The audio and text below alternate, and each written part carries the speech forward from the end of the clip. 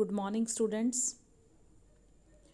आज हम next article करेंगे क्लासिकल फिज़िक्स का यूनिट 1 का conservation theorem for angular momentum of A particle.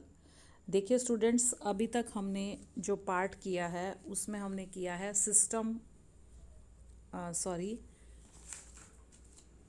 हमने जो आर्टिकल अभी तक किया है that is mechanics of a single particle and conservation law of linear momentum.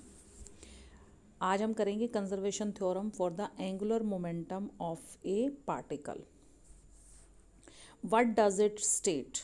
It states that if total torque on the particle is zero, then its angular momentum remains constant। देखिए, अगर simple linear momentum वाले case में हमने क्या किया था कि जो टोटल अगर फोर्स अगर पार्टिकल पे ज़ीरो होगी तो जो लीनियर मोमेंटम है वो कांस्टेंट रहेगा। एंगुलर मोमेंटम के केस में क्या है, अगर हमारा टोटल टॉर्क पार्टिकल पे ज़ीरो है then are angular momentum remains constant. अब ये जो वेक्टर p है, this is the linear momentum of the particle and f is the total force acting on it. F is the total force acting on it. Then angular momentum is defined as L is equal to R cross P. हम कैसे लिख सकते हैं, ये notation आपने पहले भी देखी होगी, पहले भी किया होगा। L is equal to R cross P। तो जो हमारा टॉर्क है, टॉर्क क्या होता है? Moment of the force. What is torque? Torque is the moment of force on the particle and it is given by tau से denote करते हैं हम टॉर्क को। It is given by relation number 1, torque tau is equal to R cross F. Tau is equal to R cross F, where R is the position vector of the particle. ये हमें already पता है, are is the position vector of the particle. तो ये जो ऊपर equation हमने लिखी थी angular momentum is equal to R cross P, हम इसको डिफ्रेंशिएट करेंगे विद रिस्पेक्ट टू टी, तो हमारे पास ये रिलेशन आ जाएगा। इसको ओपन कर लीजिए, हमारे पास क्या आ जाएगा?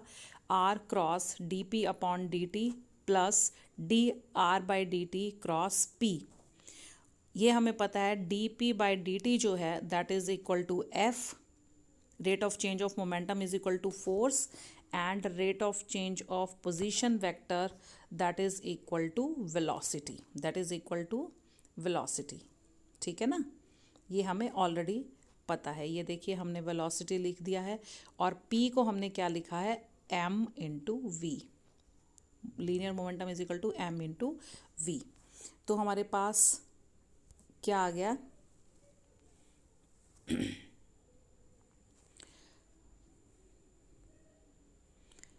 हमारे पास आ गया है D L upon D T is equal to R cross F.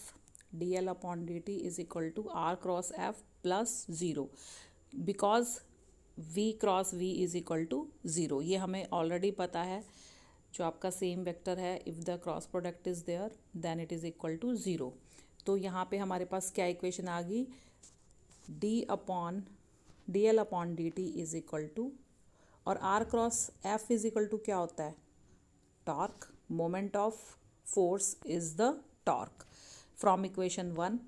तो अब हम वही अपनी कंडीशन अप्लाई करेंगे कि जो total torque on the particle is zero. Tau is equal to zero put कर दीजिए, tau is equal to zero put करेंगे तो इसका मतलब क्या है? D L upon D T is equal to zero and this implies L is constant. This implies L is constant. It means angular momentum is conserved. Angular momentum is conserved. कब conserve होगा? If the torque which we apply on the particle is zero. तो ये था आपका article conservation of angular momentum. Conservation of angular momentum of A particle. Next हमारा जो article है that is the energy conservation theorem for the particle. Energy conservation theorem for the particle.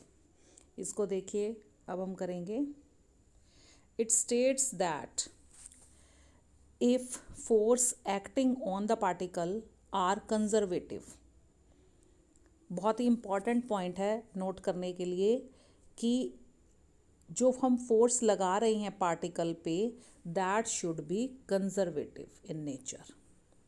Then its total energy कौन सी, sum of the kinetic energy and potential energy is conserved, sum of the total energy remains conserved.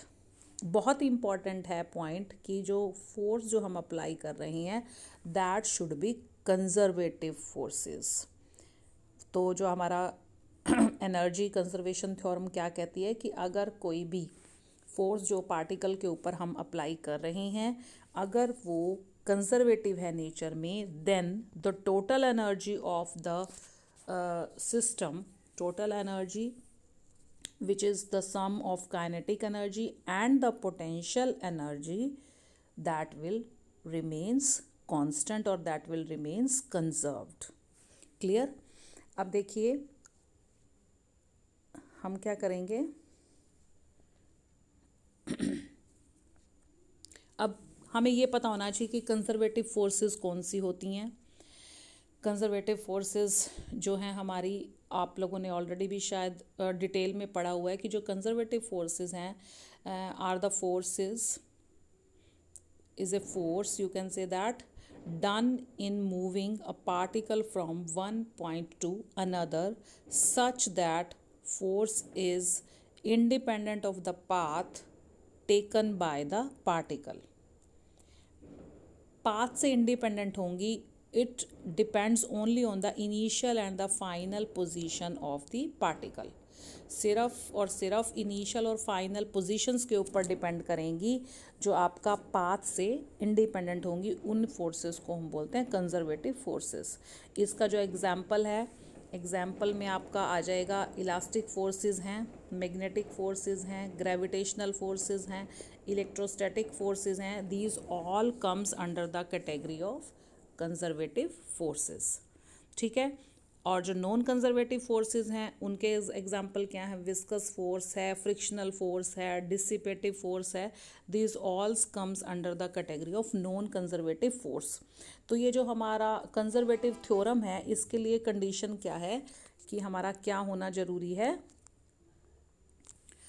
जो forces हैं they should be conservative in nature, they should be conservative in nature. तो और जो force है उसको हम कब conservative कहेंगे, जब ये जो पॉइंट्स हैं जब वो फोर्सेस उनको फॉलो करेंगी। Number 1, when the force only dependent on the initial and the final position irrespective of the path taken. दूसरा क्या होगा, if any closed path work done by A conservative force is 0। अगर कोई भी closed path है तो उसके लिए जो वर्क डन होगा bye the conservative force that will be 0। और थर्ड पॉइंट क्या है कंजर्वेटिव फोर्सेस के लिए, work done by the conservative force is reversible, work done by the conservative force is reversible.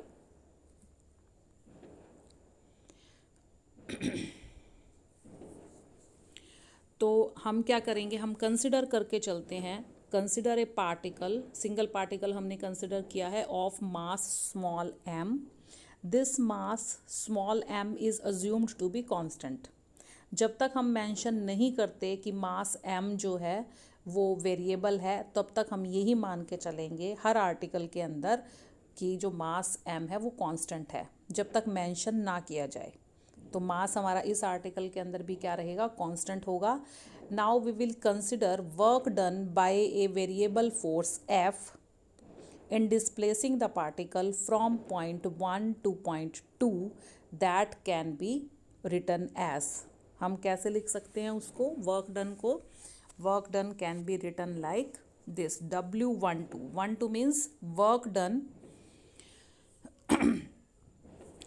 From 1 to notation से मतलब क्या है, वर्क डन जो हुआ है कहाँ से कहाँ तक जाने में, पॉइंट 1 से पॉइंट 2 W12 में जाने में जो वर्क डन हुआ है उसको हम डिनोट करें W12 से, and it is equal to integration from the position 1 to 2, from the position 1 to 2 and F dot D S. Work done किसके इक्वल होता है? F डॉट डी एस के इक्वल। ठीक है, D S is equal to D R हम कह सकते हैं, है ना, डिस्प्लेसमेंट है, और यहाँ पे हमने जो डिस्प्लेसमेंट वेक्टर जनरली हम ले रहे हैं वो आर की नोटेशन से है, तो D S is equal to D R. Clear? तो यहाँ से एफ जो है हमारा, हमें एफ पता है, एफ किसके इक्वल होता है? F is equal to M into A, और ए को हम कैसे लिख सकते हैं? एम इंटू में D V upon D T. Rate of change of velocity is acceleration. तो ओवरऑल जो हमारे पास रिलेशन आएगा W12 is equal to integration 1 to 2 M D V upon D T, और डी आर को हमने क्या लिखा है? डी आर को न्यूमिनेटर और डिनोमिनेटर दोनों में हमने डी टी से मल्टीप्लाई कर दिया, तो हमने इस फॉर्म को ऐसे लिख दिया।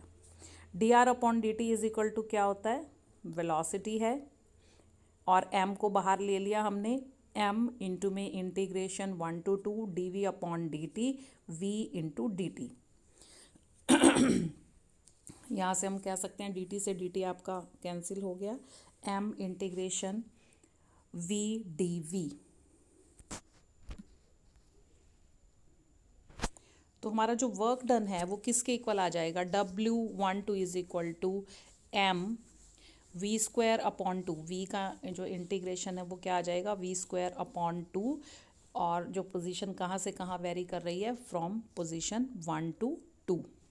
तो ये जो रिलेशन आया है ये हमारे पास क्या आ गया?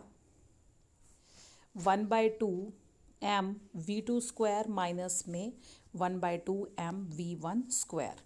तो ये जो वर्क डन है, work done from position 1 to 2, that will be equal to T2 minus T1, where T1 or T2 are the, T2 is the kinetic energy of the particle at the point 2, and T1 is equal to 1/2 mv1 square. This is the kinetic energy of the particle at the point 1. Clear? अब इसके बाद देखिए, अगर हमारा जो force है which is acting on the particle is conservative in nature, अगर वो कंजर्वेटिव है नेचर के अंदर, तो हम फोर्स को किस फॉर्म में लिख सकते हैं? If and only if the force is conservative in nature. तो हम उसको कैसे लिख सकते हैं? F is equal to minus D V upon D S. F can be expressed as negative of the gradient of a scalar function, where v is a scalar function। तो जो f है, फोर्स को हम किस तरीके से explain कर सकते हैं, किस तरीके से लिख सकते हैं? Negative of the gradient of a scalar function. तो f is equal to minus D V upon D S. D S को आप लेफ्ट साइड में ले जाइए, हमारे पास क्या आ जाएगा? f dot D S is equal to minus D V. Now integrating both sides from 1 to 2, तो हमारे पास क्या आ गया? Integration 1 to 2 f dot D S is equal to minus integration 1 to 2 D V. तो ये जो वर्क डन आ गया W12 that is equal to minus v varying from 1 to 2। तो यहाँ से हमारे पास वर्क डन क्या आ गया है? W12 इज इक्वल टू, इसको ओपन कर लीजिए, माइनस साइन बाहर है ही, V2 माइनस V1। तो यहाँ से जो वर्क डन आया है हमारा किसके इक्वल आ गया? V1 minus V2। This is equation number B। Suppose this is equation number B, और इक्वेशन नंबर A जो है, इक्वेशन नंबर A हमारे पास क्या आई थी? T1 minus T2, sorry T2 minus T1। Equation number A जो है हमारे पास क्या थी? T2 minus T1। ये लिखी हुई है हमने A equation, this is equation number B। उनको हमने इक्वेट कर दिया क्योंकि दोनों ही किसके इक्वल हैं? वर्क डन के equal. Work done W varying from 1 to 2 के इक्वल है। तो यहाँ से हमारे पास क्या आ गया है, T1, दोनों जो आपके टर्म्स हैं उनको आप एक साइड में ले आइए, जो प्लस टर्म्स हैं, T1 plus V1 is equal to T2 plus V2. This implies what we can say that T plus V is constant, or you can say that total energy at point 1 is equal to the total energy at the point 2. This is the total energy at the point 1. This is the total energy at the point 2. Hence, the sum of kinetic energy,